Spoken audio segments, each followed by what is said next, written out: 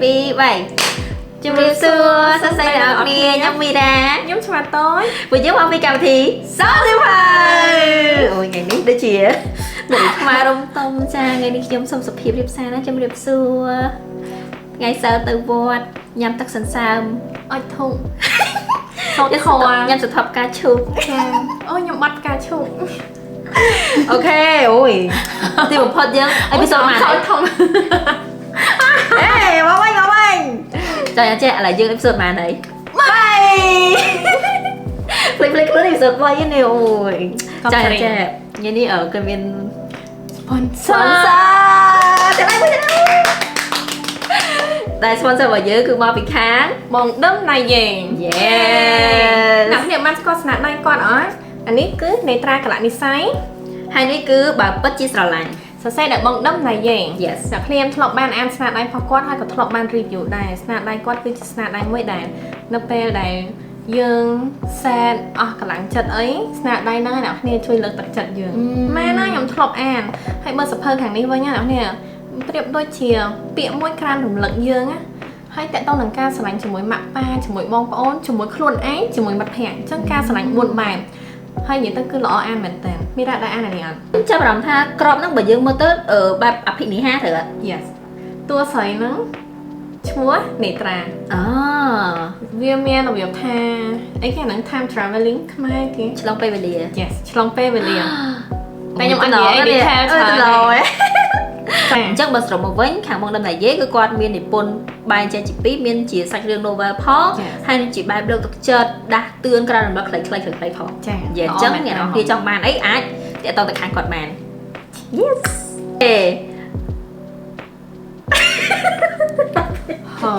ចៃយើងអ្នកអានប៉ុន្តែចង់សួរមិនថាចេះក្នុងកំឡុងពេលចាប់ផ្ដើមអានរហូតមកដល់ឥឡូវហ្នឹងណាដែលមានពេលណាដែលដកឃ្លាសម្រាប់ក្នុងរយៈពេលណាមួយដូចជាមួយអាទិត្យមួយខែឬក៏មួយឆ្នាំអីអត់ខ្ញុំធ្លាប់សម្រាប់ប៉ុន្តែអត់យូរទេយ៉ាងច្រើនត្រឹម2-3ថ្ងៃអីចឹងឯងអូហ្នឹងហើយខុសពីខ្ញុំសម្រាប់យូរខ្ញុំអត់ទេខ្ញុំមានពេលខ្លះខ្ញុំអាចសម្រាប់រយៈពេល2ខែមានកំឡុងពេលមួយខ្ញុំសម្រាប់រយៈពេល2ឆ្នាំមានន័យថាកំឡុងពេលដែលខ្ញុំចូលថ្នាក់ទី12ហើយនឹងឆ្នាំទី1មានថាកំឡុងពេលហ្នឹងគឺអាទី12ខ្ញុំត្រូវសម្រុករៀនត្រូវអត់ហើយឆ្នាំទី1គឺ everything គឺសម្រាប់ថ្មីសម្រាប់យើងអញ្ចឹងយើងចាប់ផ្ដើមធ្វើមករត់ឲ្យតាន់គេអញ្ចឹងគឺយើងសម្រាប់សិនខ្ញុំស្មានតែនិយាយឥឡូវហ្នឹងបើអាសម្រាប់នោះយ៉ាហ្នឹងឯងធ្លាប់សម្រាប់យូរដែរត្រូវពេលរៀនចូលឆ្នាំទី1ទី2ហ្នឹងគឺថាសម្រាប់រៀនហើយបើដូចប្រធានបទដែលយើងដាក់នៅ topic ដែលយើងដាក់នៅខាងលើហ្នឹងនិយាយអំពី reading slump Yes អ្នកនរគ្នាប្រកាសជាធ្លាប់ឬក៏ដូចស្គាល់មានអ្នកផ្សេងធ្លាប់ផុសឲ្យថា reading slump អញ្ចឹងទៅឥឡូវយើងនិយាយតិចបានណាថា reading slump នេះគឺជាអីបើសម្រាប់ខ្ញុំក្នុងនាមជាអ្នកអានខ្ញុំគិតថា reading slump ហ្នឹងពេលដែលយើងអានសៀវភៅអីអត់ចូលចង់ថាពេលខ្លះយើងចូលចិត្ត vibe រឿងខ្មោចដូចឧទាហរណ៍ខ្ញុំខ្លួនឯងចូលចិត្តរឿងខ្មោចអញ្ចឹងទៅរឿងរន្ធត់ប៉ុន្តែសុកយកសៀវភៅរឿងរន្ធត់មកអានតែអានអត់ចូលហើយចង់ផ្លាស់ប្ដូរ vibe ទៅអីផ្សេងក៏រៀងអានអត់សូវចូលរៀងអត់សូវចង់ថាយើងអត់សូវស្មឹងស្មានជាមួយនឹងសាច់រឿងហ្នឹងចេះតែគិតនេះគិតនោះអញ្ចឹងណានិយាយទៅអត់សូវ focus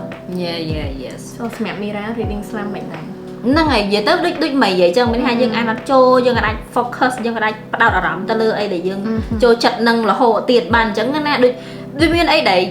រំខានយើងអាចនិយាយអញ្ចឹងណាយ៉ាអញ្ចឹងហើយត្រង់វិញយើងលើក point 3ថាចំណុច3បើសិនអ្នកខ្ញុំមាន3ចំណុចហ្នឹងគឺអ្នកខ្ញុំចាត់ចុះទៅក្នុង reading slump ហើយដែលទី1អត់មានអារម្មណ៍ចង់អានហ្នឹងរបៀបថាយើងធ្លាប់តែសប្បាយចិត្តនឹងចង់ថាពេលយើងសម្រាប់ពីការងារសម្រាប់ពីការសិក្សាយើងមិនឆ្លៀតពេលអានសៀវភៅ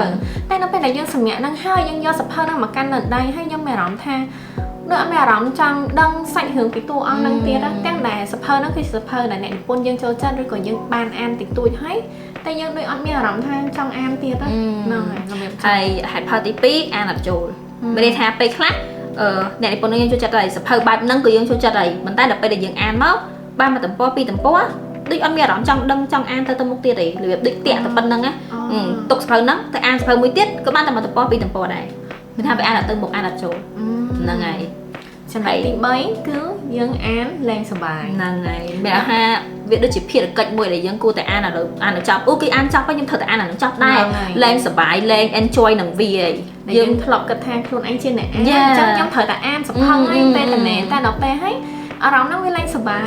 ធម្មតាពេលយើងកាន់សភៅយើងអ្នកអានគឺថាសុបាយចិត្តហ្មងបានចង់និយាយថាយើងចូលក្នុងក្តីសម័យផុសតួអង្គអីចឹងណាហ្នឹងហើយដល់ពេលចឹងទៅវាលែងមានន័យថាវាជាកតាបកិច្ចវាលែងជាអា hobby ការកំសាន្តវិញហើយអញ្ចឹងបើសិនជាខ្ញុំ3ចំណុចហ្នឹងគឺមានន័យថាអ្នកនរកំពុងតែមាន reading slam ហើយ reading slam វាអត់កំណត់ពេលវេលាវាអាចខ្លីឬក៏យូរតាមមួយប្រភេទមួយចឹង yes ចឹងឥឡូវអ្នកគ្នាយល់ពី reading slam ហើយអញ្ចឹងយើងមកនិយាយថាមូលហេតុអីបានអ្នកអានមាន reading មូលហេតុអីបានអ្នកអានមាន reading slam អូខេផលទី1ដែលខ្ញុំចំណាំមើលមែនតើហ្មងហើយខ្លួនឯងក៏ធ្លាប់ឆ្លងកាត់ដែរនៅពេលដែលខ្ញុំអានដំបូងអានតាម trend មកយើងមើលអានតាម trend ហ្នឹងរបៀបថាឧទាហរណ៍ថាសភៅហ្នឹងគឺទៅតែចាញ់ហើយអញ្ចឹងទៅអ្នកផ្សេងគេអានហើយគេផុសថាអូសភៅហ្នឹងល្អអានណាចឹងទៅខ្ញុំយកសភៅហ្នឹងមកអានដែរទាំងដែលតាមពិតកម្រងផងខ្ញុំគឺចង់អានសភៅផ្សេងតែខ្ញុំ scroll ទៅឃើញគេ trend សភៅហ្នឹងក៏ខ្ញុំយកសភៅហ្នឹងមកអានដល់ពេលយកមកអានសភៅហ្នឹងអត់ត្រូវថេសខ្ញុំសោះតែខ្ញុំលើថាខ្ញុំចង់ដឹងហេតុអីគេល្បីបខំខ្លួនឯងនេះបខំខ្ញុំអស់ទាំងដែលសភៅហ្នឹងមិនមែន200ទំព័ររៀងស្ដើងដែរតែខ្ញុំអស់ខ្លួនឯងឡើងម៉ាក់ទៅហើយចូលទៅអាលក្ខខណ្ឌទី2របស់យើងមិញណាដែលយើងបខំខ្លួនឯងហ្នឹងហើយអានអត់ចូលទេអ្នកនរគ្នាប៉ុន្តែបខំខ្លួនឯងអានហើយអាហ្នឹងក៏ចូលលក្ខខណ្ឌទី3ដែរអានលែងសប្បាយតែតែគិតខ្លួនខ្ញុំគិតថាអូខេខ្ញុំជាបុកថប់ម្នាក់ដែរអញ្ចឹងគេផុសពេលសភៅហ្នឹងល្បីសភៅហ្នឹង trend ខ្ញុំគួរតែស្គាល់សភៅហ្នឹងដែរអញ្ចឹងទៅខ្ញុំអានអត់សប្បាយមួយអាទិត្យហ្នឹងគឺថាខ្ញុំតឹងទ្រូងមែនតើហើយព្យាយាមអានអូនិយាយទៅមិនមែនជាបទពិសោធន៍ល្អអ្នកគ្នាអញ្ចឹងខ្ញុំគិតថាបើសិនជាអាចយើងកុំអានតាម trend អានតាមអ្វីដែលអ្នកគ្នាចង់អានហើយមានអាចគិតថាមិនដែរបានយើងមាន reading slam ហ្នឹងសម្រាប់ខ្ញុំគិតថា stress អាភាព stress នៅ depress ហ្នឹងក៏វា cost ទៅមួយដែរមានន័យថាពេលដែលយើងស្មុគស្មាញយើងអីចឹងទៅយើងអានវាថាមិនយើងអាច focus ទៅលើអាហ្នឹងដូចគ្នាអញ្ចឹងពេលខ្លះយើងគិតថាអាហ្នឹងអញវាចេះ1ចេះ2ចឹងទៅពេលចឹងទៅវាអាច cost ទៅអាហ្នឹងដូចគ្នាបើសម្រាប់ខ្ញុំមើលឃើញច្រើនដូចគ្នាអ្នកខ្លះគាត់រវល់គាត់អីចឹងទៅគាត់បានអានយូរពេលចឹងគាត់ថាអញ reading slam អីហើយចឹងទេរបៀបថា stress ខ្លាំងហើយពីជីវិតប្រចាំថ្ងៃដល់ពេលមកអានអត់ចូលគិតថាខ្លួនឯងចូល reading slam កាន់តែពិបាកចិត្តហ្នឹងហើយអូខេមែនពេលខ្លះខ្ញុំធ្លាប់អញ្ចឹងដែរមួយថ្ងៃ2ថ្ងៃតែដល់ពេលពិតដល់ពេលរឿងហ្នឹងលែង stress ហើយមកអានសភៅក៏អាចចូលធម្មតាវិញអូខេចូលមានទី3ខ្ញុំមានទី3មួយទៀតដាក់ហើយចំណុចទី3គឺនៅពេលដែលអ្នកនរទិញសភៅហើយអូថាមួយក្បាលហ្នឹងតម្លៃ 30000 ចាស់តម្លៃទូទៅរបស់យើង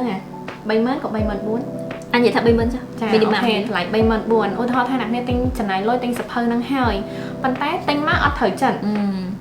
ពេលយើងអានទៅមានអារម្មណ៍ថាសភៅហ្នឹងអត់ត្រូវ web របស់ខ្ញុំទេអត់ត្រូវ test របស់ខ្ញុំទេតែនៅតែព្យាយាមអានទៀតបង្ខំខ្លួនឯងអានដោយសារស្ដាយលុយចឹងខ្ញុំចង់ឲ្យអ្នកគ្នារៀនទទួលស្គាល់ថាពេលខ្លះយើងទិញសភៅមក10ក្បាលវាអាចមាន2ក្បាលដែលអត់ត្រូវចិត្តយើងអញ្ចឹងបើសិនជាអ្នកគ្នាទិញមកហើយអានទៅអត់ត្រូវចិត្តទេយើងកុំបង្ខំខ្លួនឯងព្រោះអីការអានសភៅគឺជាការកម្សាន្តអារម្មណ៍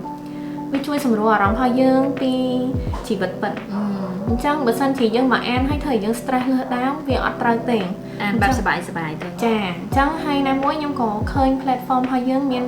លក់សភៅមានអីដែរអញ្ចឹងណាអញ្ចឹងខ្ញុំគិតថាបើយើងស្ដាយលុយយើងអាចលក់ទៅសភៅហ្នឹងកុំព្យាយាមបង្ខំអស់វាខ្លាំងពេកដែលធ្វើឲ្យយើងពិបាកខ្លួនឯងអ្នកគ្នាអាចលក់ហើយយើងយកលុយហ្នឹងយ៉ាងច្រើនខាតតិចតួចណាមួយតែសារយើងបើកអានអញ្ចឹងទៅយើងអាចយកទៅទិញសភៅផ្សេងទៀតបានដែលអាចធ្វើឲ្យអារម្មណ៍យើងសប្បាយចិត្តបានហ្នឹងហើយនឹង reading slam គឺមាន3ចំណុចដែលយើងលើកឡើងហើយអីដែលធ្វើឲ្យខ្លាចតែ reading slam ហ្នឹងគឺមាន3ចំណុចយើងលើកឡើងដូចគ្នាឥឡូវយើងយល់ពី reading slam ហើយយើងដឹងពីមូលហេតុដែលធ្វើ reading slam ហើយប៉ុន្តែជប់គាត់ភិកច្រើនមិនខ្ញុំឃើញគាត់និយាយថាគាត់ reading slam គាត់អាចចូលគាត់អីចឹងគាត់ចង់ដឹងធ្វើម៉េចបានអាចចាក់ចេញពី reading slam ហ្នឹងបានខ្ញុំឃើញគាត់សួរច្រើនមែនតើមិនថាវីដេអូមិនថា comment ទេពេលខ្លះគាត់ឃើញយើងអានច្រើនអានចេញរហូតខ្ញុំសួរបងខ្ញុំ reading slam ហើយធ្វើម៉េចបានចេញពីវាបានអីចឹងណាយើងគួរតែ give tip គាត់ខ្លះទៅដើម្បីឲ្យគាត់អាចចាក់ចេញពីហ្នឹងបានអញ្ចឹងណាបើសម្រាប់ខ្ញុំនៅពេលដែលមានអារម្មណ៍ថាខ្លួនឯងមាន reading slam អានអីអត់ចូលហើយកុំបង្ខំខ្លួនឯងទៀតទុកពេលវេលាឲ្យខ្លួនឯងយើងត្រូវហ៊ានទទួលស្គាល់ថាអាហ្នឹងវាជាដំណើរជីវិតមួយវាជារឿងធម្មតាហ្មងមិនមែនជារឿងដែលយើងត្រូវផ្ដោតសម្ពាធខ្លួនឯងឬក៏ stress ទេព្រោះអីយើងជាអ្នកអានអញ្ចឹងពេលខ្លះវាមានពេលមួយដែលយើងអត់សូវចង់អានអញ្ចឹងមិនបាច់ថាខ្ញុំធ្វើខុសមួយខ្លួនឯងខ្ញុំខំទិញមកហើយអត់អានអីចឹងកុំគិតអញ្ចឹងបើសិនជាអានអត់ចូលទេអូខេយើងសម្រាប់ចាស់មួយអាទិត្យមួយខែសម្រាប់ចាស់អ្នកគ្នា កុំផ្ដោតសម្ភារខ្លួនឯងថ្ងៃណាមួយដល់នេះកុំតាមមកអានវិញទេអ្នកអានគឺនៅតែជាអ្នកអានជឿអញ្ចឹងណាអ្នកគ្នាជឿយល់មួយវិញទៀតខ្ញុំចង់ឲ្យអ្នកគ្នាថាចេះឧទាហរណ៍ថាអូយពីមុនខ្ញុំអានមួយថ្ងៃខ្ញុំអានចប់មួយក្បាលឬក៏2ថ្ងៃចប់មួយក្បាលប៉ុន្តែឥឡូវហ្នឹងគឺខ្ញុំអានធ្វើចូលទេប៉ុន្តែខ្ញុំឲ្យអ្នកគ្នាចាំចេះមួយថ្ងៃអានចប់តែមួយពេកអានចប់តែមួយស្លឹកក៏បានដែរឲ្យតែអ្នកគ្នាអានមកអានមកមួយថ្ងៃចប់មកស្លឹកហ្នឹងគឺអ្នកហ៊ីជោគជ័យឯងស្អែកអានមួយលឹកទៀតខាងស្អែកអានមួយលឹកទៀតដល់ពេលខាងស្អែកមួយទៀតអ្នកហ៊ីអានមួយលឹកហ្នឹងមួយលឹកហ្នឹងដូចរៀងចូលអញ្ចឹងអ្នកនេះចាប់បានតទៅមុខទៀតហើយយល់អញ្ចឹងឡើងចាប់មួយលឹកហើយចាប់បានចូល2លឹកខាងស្អែក2 3លឹកវាអញ្ចឹងវាចាប់បានតទៅវិញហើយយល់អញ្ចឹងយើងត្រឡប់មកវិញឲ្យតែអ្នកនេះចាប់ផ្ដើម yes ហើយមួយទៀតបើសិនជាអ្នកនេះគិតថាខ្ញុំអានអត់សូវចូលអញ្ចឹងអ្នកនេះអាចរកសភៅទូចបើសម្រាប់ខ្ញុំណានៅពេលដែលខ្ញុំមានអារម្មណ៍ថាខ្ញុំអត់ចង់អានអីធ្ងន់ទេខ្ញុំអត់មានកម្លាំងអានធ្ងន់ណាបដោតអារម្មណ៍អត់បានទេជាមួយ plot twist អស់ហ្នឹងគឺខ្ញុំអានសភៅទូចដូចសភៅនេះចឹងអ្នកនេះសភៅនេះគឺខ្ញុំអាននៅពេលដែលខ្ញុំអានសភៅធំអត់ចូលក៏ខ្ញុំយកសភៅគាត់មកអានខ្ញុំស្គាល់សភៅគាត់នៅពេលហ្នឹងដែរពេលហ្នឹងហើយនៅមានសភៅផ្សេងទៀតដូចផនអ្នកគ្រូម៉ែសំណាងក៏អញ្ចឹងដែរមកពីខែសភៅជីវិតសភៅរបស់គាត់ក៏ទូចហើយ plot twist ក៏អត់ខ្លាំងដែរស្រាលហើយមានគុណតម្លៃអប់រំនៅពេលដែលយើងអានទៀតវាជួយដល់អារម្មណ៍របស់យើងមែនតើហ្មងអញ្ចឹងខ្ញុំគិតថាបើសិនជាយើង reading slam យើងនៅតែចង់អានអត់ចង់ប្រឈប់សោះហ្មងអញ្ចឹងយើងអានអីស្រាលទូចកំដរអារម្មណ៍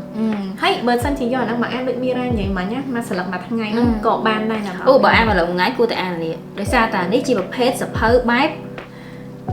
រៀនវិធីដាស់តឿនហើយជីវិតពិតហ្មងមួយ chapter មួយលឹក2លឹកទេយ៉ាងច្រើន3ទំព័រហ្នឹងដល់ពេលអញ្ចឹងគឺ good មែនតើអានេះសម្រាប់មីដែលបើសិនជា reading slam គឺមី recommend ឲ្យអានបែបមួយអានបែបសភៅទូចស្រាលអត់មាន plot ប៉ុន្តែសម្រាប់ខ្ញុំវិញមនុស្សខ្ញុំ copy មីអញ្ចឹងថាដូចអ្នកអានមានខុសគ្នាចឹងហ្នឹងបើសិនយ៉ាងនេះដូចខ្ញុំឥឡូវស្ដាប់ពីខ្ញុំវិញបើខ្ញុំចូលចិត្តអីដែលមិនចេះអីដែល deep អីដែលធ្ងន់ទៅថតបើ plot ដូចចិត្ត plot ច្រើនចឹងទៅអញ្ចឹងសួរថាចេះបើខ្ញុំអានអត់ចូលផងទៅអាន plot ច្រើនមិនអត់ទេពេលដែលខ្ញុំអាន plot អានរឿងណាដែលយើងធ្វើខ្ញុំចង់ដឹងណាវាធ្វើឲ្យខ្ញុំកាន់តែចូលក្នុងហ្នឹងហើយកាន់តែចង់ដឹងកាន់តែចង់អានយល់ហ្នឹងហើយដល់ពេលដែលខ្ញុំបើមនុស្សខ្ញុំចូលចិត្តអានអញ្ចឹងដល់ពេលមនុស្សខ្ញុំទៅអានអាស្រាលវាដូចធម្មតាលេងចង់អានវិញហីយល់តែពេលដែលយើងអានចង់ដឹងអានេះវាមិនចឹកវាមិនចឹងណាជុំវាធ្វើឲ្យយើងចង់ដឹងយើងកាន់តែអានទៅមុខទៀតចឹងអ្នកនរឃើញអត់នៅពេលដែលយើងស្គាល់ខ្លួនឯងយើងដឹងថាខ្លួនឯងត្រូវការអីអញ្ចឹងចំណុចហ្នឹងសំខាន់មែនតើមីរ៉ាដឹងថាមីរ៉ាត្រូវការអីខ្ញុំដឹងថាខ្លួនឯងត្រូវការអីនៅពេលដែលអានអត់ចូលយើងយកសភៅបែបណាទាញយកមកអាននិយាយទៅមិនថាធ្វើអីក៏ដោយមិនថាធ្វើការអានសភៅធ្វើនេះធ្វើនោះគេណែនាំឲ្យអ្នកនរគ្នាស្គាល់ខ្លួនឯងជាមុនសិនពេលយើងស្គាល់ខ្លួនឯងគឺយើងរកសភៅត្រូវស្គាល់ខ្លួនឯងធ្វើអីក៏យើងមានដំណោះស្រាយយើងស្គាល់ខ្លួនឯងអត់សូវច្បាស់ទេយើងអានសភៅលើកទឹកចិត្តឲ្យច្រើនទៅដើម្បីឲ្យស្គាល់ខ្លួនឯងខ្ញុំជាអ្នកណា Who am I ខ្ញុំជាអ្នកណាពីយើងស្គាល់ខ្លួនឯងហើយអ្នកគ្នាត្រូវស្គាល់អ្នកនិពន្ធមួយទៀតអ្នកនិពន្ធយើងចូលចិត្តអីហ្នឹងយើងត្រូវស្គាល់អ្នកនិពន្ធដែលយើងចូលចិត្តទាំងអស់ហ្នឹងហ្មងថាអូខេអញ្ចឹងឥឡូវពេលវេលាខ្ញុំគឺថាវាអត់សុបាយចិត្តអញ្ចឹងយើងគួររើសអ្នកនិពន្ធមួយណាដែលធ្វើឲ្យយើងសុបាយចិត្តត្រូវសម្រាប់ខ្ញុំណាខ្ញុំមានអ្នកនិពន្ធដែលលឿនថាចេះឲ្យតែគាត់និពន្ធមកគឺដឹងថាត្រូវខ្ញុំហ៎ Rosemary ចាការសរសេររបស់គាត់ទាំងសាច់រឿងទាំងអីគឺយើងអានបានលើសពី10ចំណងជើងអញ្ចឹងគឺយើងដឹងពីស្នាដៃតិចនិចការតាក់តែងរបស់គាត់អី Wow 10ចំណងជើងនឹងឲ្យលើសពី10ចំណងជើង Oh my god អញ្ចឹងយើងដឹងពីគាត់អីអញ្ចឹងពេលដែលយើងចង់ចាក់ចេញពី reading slam ហ្នឹងគឺយើងទៅមើលអ្នកណាគេដែលយើងអានឲ្យសប្បាយចិត្តអានឲ្យ enjoy អានឲ្យ deep ទៅក្នុងរឿងហ្នឹងមានថាពេលដែលខ្ញុំអានរឿងគាត់គឺខ្ញុំលែងខ្វល់ពីពិភពលោកពិតហើយ Yes មានអត់ favorite author និយាយទៅអត់ទេខ្ញុំភាគច្រើន vibe ហ្មងខ្ញុំ favorite author ខ្ញុំច្រើនមែនតើអញ្ចឹងទៅភាគច្រើនខ្ញុំសួរខ្លួនឯងថាពេលនោះត្រូវការអីតែភាគច្រើនជា vibe រន្ធត់គឺធ្វើឲ្យខ្ញុំសប្បាយចិត្តមានអីអញ្ចឹងល្អដែរតាហ្នឹងហើយយើងដឹងពីខ្លួនឯងដូចគ្នាព្រោះអីស្នាដៃរន្ធត់ហ្នឹងគឺមានតែម៉ានទេមានតែបងម៉ាននេះអីដែលតែសេត្រូវចិត្តខ្ញុំអញ្ចឹងខ្ញុំអង្គុយមើលសភៅគាត់ទៅពេលខ្លះខ្ញុំមក3 4ក្បាលនៅមុខហ្នឹងអញ្ចឹងហើយជំរុះម្ដងមួយហើយយើងត្រូវយកចុងក្រោយទេដួលទៀតហេអញ្ចឹងជាចុងក្រោយខ្ញុំចង់ recommend មួយទៀតតែដល់នឹង vibe នៅពេលដែលយើងអានមានថាយើង set up vibe មានថាមិនឧទាហរណ៍ថាឥឡូវយើងរើសបាន អ្នកនិពន្ធដែលយើងស្រឡាញ់ហើយ ប៉ុន្តែដែលយើងចូលចិត្តហើយ ប៉ុន្តែបរិយាកាសដែលយើងជុំវិញខ្លួនយើងវាស្មុគស្មាញវាអីកន្លែងទៅនោះវាស្មុកកន្លែងទៅនេះវាស្មុកយើងធ្វើមិន set up បរិយាកាសទី1ជិះញ៉ាំកាហ្វេមែនហ៎ដាក់កាហ្វេតកកមួយមកចិត្តស្ដាប់ចម្រៀងលងលោតមែនមកដាក់ចម្រៀងមួយមកដាក់កាសផឹកកាហ្វេក្តៅផឹកកាហ្វេត្រជាក់អានសៀវភៅដែលយើងស្រឡាញ់ បើសិនជាចូលចិត្តបរិយាកាសបែបភ្លឺអីចេញទៅក្រៅហាងកាហ្វេដែលយើងស្រឡាញ់ហាងមិនខ្វះហាងកាហ្វេឥឡូវដែល set up ស្អាតចម្រៀងបែប slow calm អីហ្នឹងណាហើយហ្វេត្រជាក់ឆ្ងាញ់ហ្នឹងទៅមើលកន្លែងហ្នឹងមកហើយចាប់ផ្ដើមអានដែលយើងស្រឡាញ់ហ្នឹងមក ចាំមីរ៉ាចូលចិត្ត vibe មិននៅពេលដែលអាន ខ្ញុំវាតាមបរិយាកាសដែរពេលខ្លះដូចពេលមួយខ្ញុំនឹកឃើញហើយដូចពេលមួយដែលខ្ញុំចាប់ផ្ដើមអានវិញណាគឺខ្ញុំទៅហាងកាហ្វេខ្ញុំទៅហាងកាហ្វេនិយាយមកហាងកាហ្វេនៅម្ដុំមាត់ទន្លេអញ្ចឹងវាយើងឃើញតឹងយើងឃើញមនុស្សបរិយាកាសយើងអត់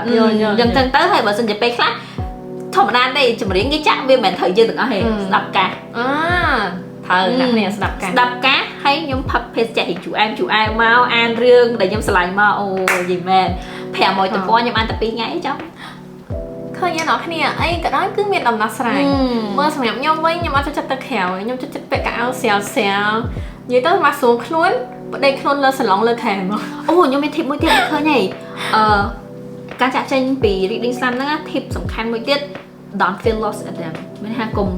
តូតុនទៅក្នុងអាការ reading slam ហ្នឹងហើយចង់និយាយថាអូយខ្ញុំ reading slam ហើយឥឡូវវាក៏តែអញ្ចឹងណា no អ្នកគ្នាអូខេអានអត់ចុះអូខេស្អែកចាំខ្ញុំអានទៀតរបៀបចឹងប៉ុន្តែធ្វើម៉េចឲ្យតែស្អែកហ្នឹងអ្នកគ្នា start ពីមកតពតយើងនិយាយមុនហ្នឹងចា yes ឈប់គុំមានអារម្មណ៍ថាreading slam ហើយជាមួយខ្ញុំលេងខ្លាចជាអានសភៅទៀតទៅសភៅទិញមកនឹងស្ដាយលុយចោលហើយឃើញគេផុសខ្ញុំពុក reading slam ខ្ញុំក៏ reading slam ដែរ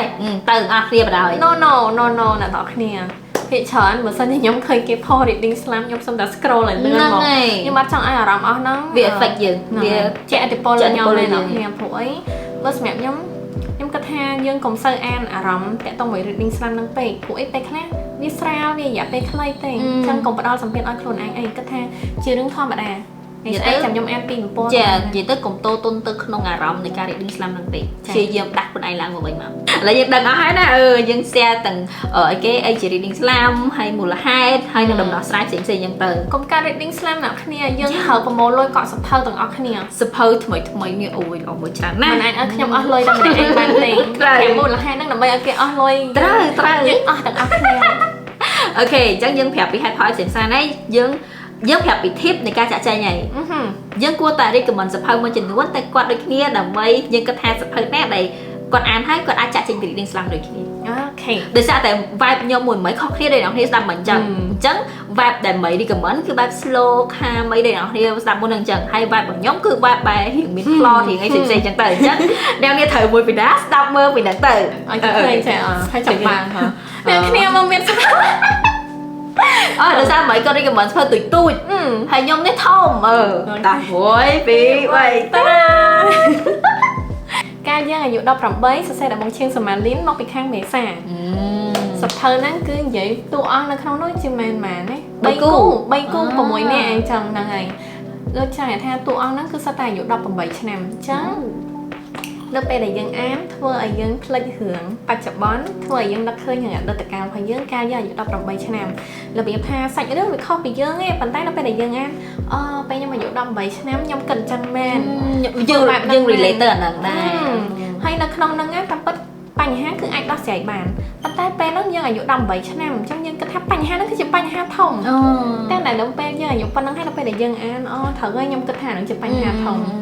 វាអញ្ចឹងដល់ពេលប៉ុន្តែនៅពេលដែលយើងអានគេដោះស្រាយគេអីហើយក៏មានគេឈុតពួកគាត់រៀងធំឡើងដែរអញ្ចឹងទៅធ្វើឲ្យយើងឆ្លងអញ្ចឹងថាអូខេអញ្ចឹងមានន័យថាខ្ញុំក៏បានលូតលាស់ខ្លះដែរអញ្ចឹងដូចតួអង្គហ្នឹងអញ្ចឹងក៏លើកទឹកចិត្តយើងដែរហ្នឹងហើយអញ្ចឹងរឿងនេះបែបជាសាច់រឿងប៉ុន្តែមានការលើកទឹកចិត្តមានអីផ្សេងៗក្នុងហ្នឹងអញ្ចឹងទៅចាមាននិយាយទៅហើយបើសួរថាអូយលើកទឹកចិត្តអីខ្ញុំអត់ចូលចិត្តទេធុញណា no អ្នកគ្នា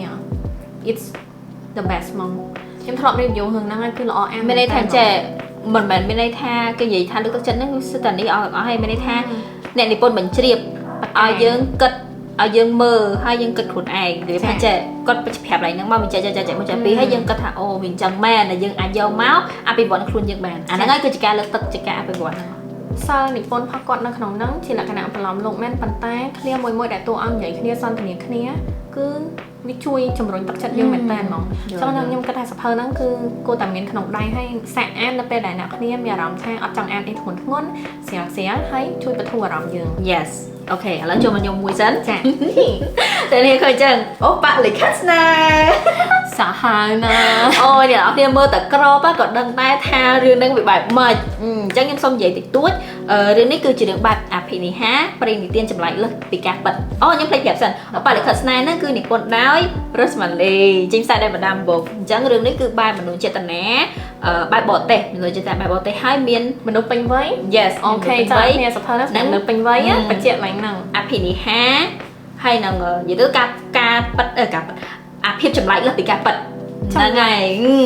hay là nó cứ miên tròn mình ta bên đây tha miên tầng bật đá xa miên tầng cổng nông miên tầng cá chlong chiết miên tầng khmaoนั่งไงฉลองเชียร์เลย miên tầng khmao vậy tôi cứ miên sọc khổng không nặng bởi vì khi stop mà cứ vi ôi đi tròn mẹ như ngày mẹ ta sẽ mẹ nhôm nè để cho chân an bài chân á cứ ăn là như ngày đời sáng là mưa tầm po cam rồi tầm po nắng á chà viết sọc khủng mấy bàn tay nè để bốn có chơi đặt flow về mà cứ tơ rồi luôn là dương an tơ viết tơ mới là chạy về chỉ được đông rồi dương á vì bạn cho máu tụi hơi dương sủng cột dương bỏ nghề hay đôi nhóm vậy mình chẳng mình được nhóm cho chân an bài vừa nhóm trong đằng giờ là chắc phải trên tua sấy má mấy bàn chẳng trên tua phỏ nâng màu mấy bàn tua phỏ nâng tơ chỉnh chẳng hay phải nã cái vừa ai tơ chỉnh chẳng hay đọc bên tranh tua xanh tiện mắt mình chẳng tiền chắc phải chẳng màn rồi bây giờ những chẳng đằng những chẳng nó trẻ trong an tâm một tiền này giờ là chẳng viết vừa nhung vây việc nhóm mà trong nhung tại an một tiền đó phải chẳng viết vừa nhóm chạy thì phải đi làm đằng chẳng xem kê nè kê này cho chân cô ấy được nhung đó nghe nhung đi cầm mình ở nào kia an sập hơn người điยังแอนสะเพอนั่งหนักเนี่ยหนังเพลย์เปียดดิงสลามเนี่ยคู่กับบ้านหนักเนี่ยขี้เลียน và ta nhung ăn cho khi liền này đường này bong ôn bay nè nè coi đi bờ kì chẳng khi liền bong kế hay là nhóm cho chân là tí pì và tha tí pì không thường nè soi chân mà này I like ขี้เลียน là cái hiện chim sao với ăn khi liền cứ thôi là pục cần trâu đây mà nó về lúc cứ lấy đi slam ấy cứ thắp cần trâu trong ta họ kẹt khi liền này chẳng cái nào người ta hơi mới biết nhưng trong thì mình nè bị pì ba thôi นั่งไงมันปีกับบ้านตัวเนี่ยต่อคะแนนจังยังมันแถมแล้วเนี่ยถ้ายังจะสะเพอเรื่องหลังทอดเถอะđi kì หลักบะสาsơ sơ đòi bong máy son thật theory bản tay quát phở niệm cao pha quát xem hưởng rộn thốt cứ bệnh bản đần nè nè vậy bị than nhẹ sạch ôi đây mơ cro vậy sao đây đừng khói khói vậy hot tam vậy oh my god sao mơ khói vậy bên này hot tam á bên nhom ăn là nắng á thầm tận đập tầm po tầm bồn ngay tay ăn chăm chui nhom mẹ đóng tha style niệm pôn pha quát nó về là nhom ăn tới cứ thế bà má cứ trôi sạch cái lương do mỏng thở tranh nó tranh mau mỏng chẳng mấy thằng nào kia nó về đểยังthấy slan chỉ mỗi lần không ai lớn plek រឿង stress រឿង reading slam អីអស់ហើយ ត្រូវទៀត អស់ហើយបញ្ហាតាណាទៅហើយខ្ញុំខាត់អើយអញខ្មោចឡងទៅវាមិនចង់ដាក់គ្នា និយាយទៅអានអីដែលយើងចូលចិត្ត ហើយសប្បាយចឹងនៅពេលធម្មតានៅពេលតែយើងអានសភៅហើយយើងសប្បាយគឺអានចប់គឺយើងទៅអានអីផ្សេងតទៀតហើយយើងអត់មានឈប់ពេកហើយចឹងអាហ្នឹងគឺសភៅដែលខ្ញុំនឹង recommend ទៅអ្នកគ្នាសម្រាប់អ្នកចូលចិត្តរឿងរន្ធត់ខ្ញុំមិនមានម្ដងខ្ញុំគិតថាមនុស្សពីច្រើនបានស្គាល់សភៅនេះហើយសភៅនេះគឺសួស្ដីលោកប្តីនិពន្ធដោយមុនីចេញផ្សាយដោយពីសុបិនរឿងនេះគឺរឿងតពីសួស្ដីសង្សារចាស់ប៉ុន្តែសម្រាប់ខ្ញុំចិត្តសភៅនេះជាងដែលស្វែងខ្ញុំមកនេះcommentអ្នកនរសភៅនេះមែនតើសភៅនេះភាគច្រើនពេលអ្នកនរចាប់ផ្ដើមពីដំបូងមកក៏ប្លែកហើយប្លែកហើយបានចាប់ផ្ដើមមានប្លង់មកតបានអញ្ចឹងបើអញ្ចឹងមកសម្រាប់ខ្ញុំគិតថាអញ្ចឹងធម្មតាពេលយើងអានអីមួយយើងចូលចិត្តសប្បាយចង់បានភាពសប្បាយមកក្នុងនឹងយើងចង់ enjoy នឹងសភៅហ្នឹងអញ្ចឹងបាទខ្ញុំ recommend សភៅនេះដោយសារតែផ្ដើមមកគឺសោចចុកពោះហ្មងទូផុសទូស្រីហ្នឹងគឺចុកពោះវាផាត់យើងអានមកសោចចុកពោះហ្មងហើយភាពកំ pl ែងកំិចកំម៉ាំនៅក្នុងហ្នឹងគឺអ្នកនិពន្ធគាត់ទៅសេមកវាអត់ឆ្កងណាយើងអានទៅវាអូខេយើង enjoy យើងសោចទាំងអីខ្ញុំសោចយ៉ាងចុកពោះហ្មងវាអញ្ចឹងណានេះដល់ពាក់កណ្ដាលអញ្ចឹងមកចាប់ផ្ដើមទៅដល់ហើយប៉ុន្តែនៅក្នុងភាពសោចហ្នឹងអ្នកនិពន្ធក៏ច្បាស់តិចមកឲ្យយើងបើយើងចាប់បានណាយើងថាចេះមានអីមួយគេចេះទូផុសមានអីមួយទូស្រីមានអីមួយយើងឡាដល់ពេលអានទៅមកទៀតទៅទូផុសគេចេញមកណាគេចេញលាក់កតុយមកហើយយើងចាប់ទូស្រីកាច់កតុយហ្នឹងវិញអូសាហាវចាខ្ញុំប្រាប់តែប៉ុណ្្នឹងណាហើយចឹងអូខ្ញុំនិយាយមែនខ្ញុំអានហើយខ្ញុំឡើងអូរឿងចឹងណា ឃើញទូស្រីអ្នកនាងអានមកទូស្រីដូចឡប់កំ plai ណាចាដល់ឡើង plot មែន trong tầm non mà còn snap mi ra vậy nhắm trong cho ta hưởng đi cứ nhom ăn lươn mảnh tàn đời sao vi thở vi tầng spy tầng plot tầng ấy trên mắt cứ em mảnh tàn một hay được bay đấy to to ai khỏi thành trẻ vi sỉ từ môi đời xa tài tu sấy mẹ đi ôn bao tu phở su sấy sông sa trà ôi chắc mình tha xanh hiểu xây kia cu xây kia khỏi tha miền tu khác ở tu su sấy sa trà này ai chỗ không đi khác chẳng tàn tại cu xây kia rướm xây kia chắc mình hay dân ăn bạch bàn yes chồng nhóm ta ăn này là cái này ăn đó nhóm ăn này chắc cái này nhóm trong đi cầm nó cứ miền pí ở bạn là thật snai thì con đại rosemary trên này mà làm bố sus đây lục ở đây thì con đây một cái chính sai đây phải không sự bẩn đại riêng pí ní muốn đi bạc bỏ té muốn đi bạc mài muốn đi bạc pí ní ha là bị cam bắt muốn đi bạc mình nói chuyện là cái play mình plot này chẳng hạn mẹ nhóm cứ pí ní tôi click chiu xây đập bóng trên sầm màn liến bóng bị khang mày sát cay nhờ dụ đập rầm bấy đập bạ sát xây đập bóng mấy son từ theory bạch mình định đặc nè ní cứ ba mình thốt khang ní mình nó sẽ tận áp ba còn sờ yes chứ mẹ như mơ tới môi ngát thời này ọt ní ai mơ tam đằng bạn chà hay bờ mơ tới ở trên chặt té tờ rò bục thọc sen tới cái review cho nè yes môi bên tiết bờ nè đặc nè trong an ba tụi để dân đi cầm mình bị từ bộ mò ní khang ní ba làm lốt khán ép này hả ngày ba clay nếu thì ai start mà là pi là em 100 ngày chẳng tới ai mơ của nick của bạn này nhưng anh vậy để sao nó một năm hay gì thêm đọc nè yes ok chẳng bên tiền là bạn bảo dương thập thị bảo dương vậy vì đi làm nó cứ miền tập ban đăng tê nè như chẳng đăng ấy bật time tiết rồi còn miền sầm núi ai thì không comment bảo dương bàn là ngày mình đây bật time mất miền thập thị ấy là nó chẳng đăng à vừa nào miền chẳng đó là nè ai sạch sẽ thọc thịnh mà phụ nhóm mắt ha ô bông nhóm chọn đăng cái hướng này mày đây anh sang án á đặt không comment mà đặt thêm phụ nhóm cứ đăng tại an mong sợ tôi có bánh hai là khi ai chụp cha khi nông niệm chỉ rịp đỡ an sập hơi nâng hay những chụp bánh hai xem những tới trong ban thiệp trong ban khai thác advice để nó sai xem những tới dưỡng chuối tam để dưỡng ai vừa ban dưỡng dọc bao bị sao để dưỡng flop chụp mà để dưỡng flop để nó được một nâng chẳng để dưỡng chạy lại nó cứ sợ để dưỡng flop chụp flop ai để dưỡng chạy lại thì nào nè này tại bữa bánh hai mỗi đại dân đó sẽ bán cơn đôi sàn kem này ai thế nhưng lụt những sai ban này năm tới nhưng lụt sàn kem này ai năm nay nhưng bộ một phe nhóm món sàn kem từng ác đi